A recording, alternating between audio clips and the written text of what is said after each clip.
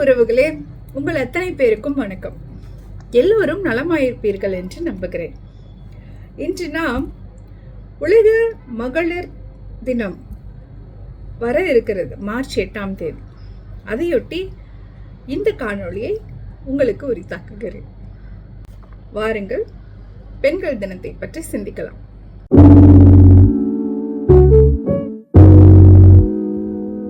ஒரு நூற்றாண்டுக்கும் மேலாக மார்ச் 8ஆம் தேதி உலகமெங்கும் உலக மகளிர் தினமாக கொண்டாடப்படுகிறது, அனுசரிக்கப்படுகிறது.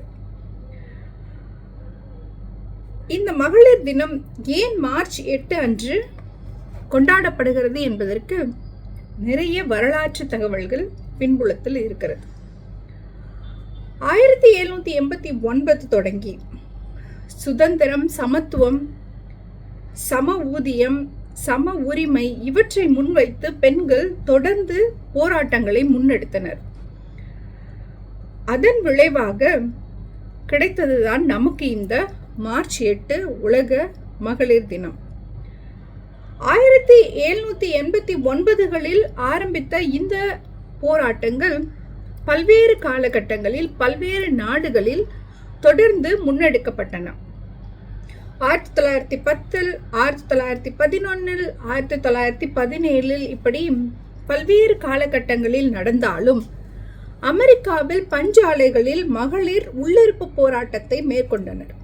16 மணி நேர வேலை நேரத்தை குறைத்து 8 மணி நேரம் ஆக்க வேண்டும் என்றும் ஆண்களுக்கு நிகராக பெண்களுக்கு சம ஊதியம் வழங்க வேண்டும் என்ற கோரிக்கைகளை முன்வைத்து அவர்கள் உள்ளிருப்பு போராட்டத்தை மேற்கொண்டனர்.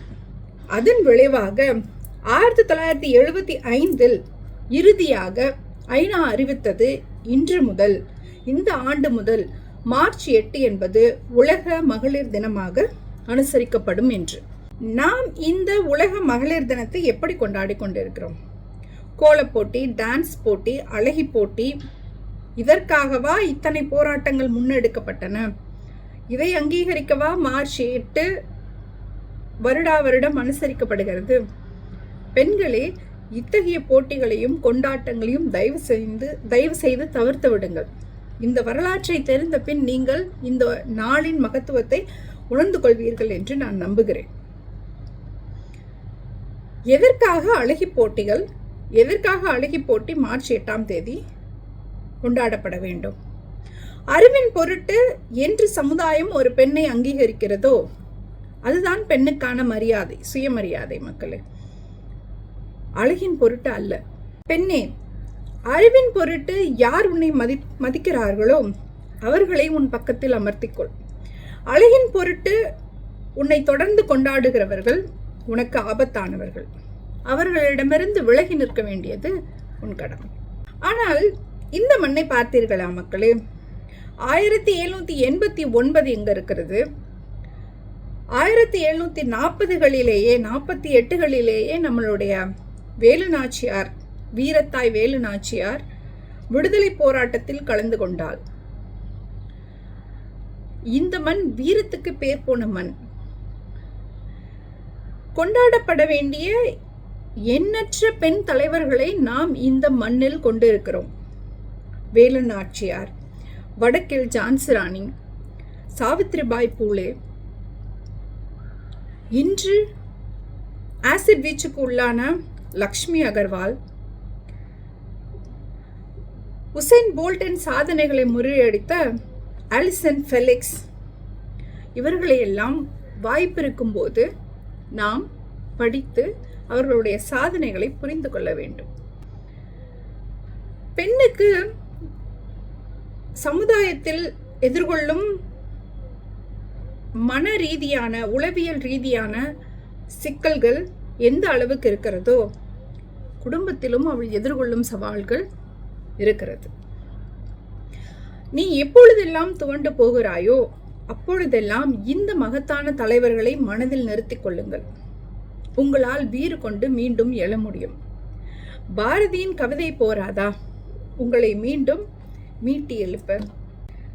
நம் மகாகவி பாரதி சொன்னது போல, நிமிர்ந்த நன்னடை, நேர்கொண்ட பார்வையும், நிலத்தில் யாருக்கும் அஞ்சாத நெறிகளும், திமிர்ந்த ஞானச் செருக்கும் இருப்பதால் செம்மை மாதர் திரும்புவதில்லையாம். அமிழ்ந்து பேரெல்லாம் அறியாமையில் அவளமேதி களையின்றி வாழ்வதை உமிழ்ந்து தள்ளுதல் பெண்ணறமாகுமாம். உதய கண்ணி உரைப்பது கேட்டீரோ. பெண்களுக்காக பாரதி இயற்றிய கவிதைகள் ஏராளம்.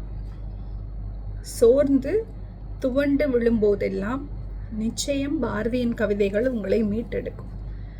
இந்த நூற்றாண்டிலும் பெண்ணுக்கு உடல் ரீதியாக, உளவியல் ரீதியாக அவள் எதிர்கொள்ளும் சவால்கள் 1000.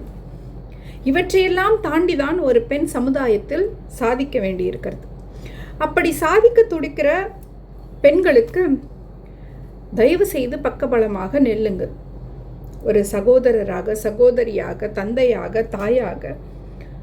நான் முன்பே சொன்னது போல வருகிற மார்ச் 8ஆம் தேதி கோலப்போட்டி, டான்ஸ் போட்டியை தவிர்த்து விடுங்கள். இந்த நாளின் மகத்துவத்தை நாம் உணர்ந்து செயல்படுவோம். இது பெண்ணுக்கு எதிரான ஒரு அரசியல் என்றே நான் கருதுகிறேன். உன்னை சாதனை பாதைக்கு கூட்டிச் செல்லாமல் வேறு ஏதோ திசையில் மடைமாற்றம் செய்வதாகவே நான் கருதுகிறேன். ஆக என் பெண் சகோதரிகளே, இந்த காணொளியை கண்டு கொண்டிருக்கிற ஆண் சகோதரர்களே, ஏதேனும் ஒரு வகையில் நீங்கள் உங்கள் சகோதரிக்கோ உங்கள் தோழிகளுக்கோ ஊக்கமளிக்க முடியும் எனில் தயவு செய்து அதை செய்யுங்கள். எந்த சமுதாயத்தில், நாம் எப்போதும் சொல்வது போல, எந்த சமுதாயத்தில் பெண் முன்னேற்றம் இருக்கிறதோ அந்த சமுதாயம்தான் முன்னேறும். பெண் சமுதாய முன்னேற்றம் என்பது நம் ஒட்டுமொத்த தேசத்தின் முன்னேற்றம், ஒரு குடும்பத்தின் முன்னேற்றம் என்பதை மனதில் வைத்து முன்னேறுவோம், உழைப்போம். அனைவருக்கும் இனிய உலக மகளிர் தின நல்வாழ்த்துக்கள். மற்றும் ஒரு சிறந்த பதிவோடு உங்களை நான் மீண்டும் சந்திக்கிறேன். நன்றி.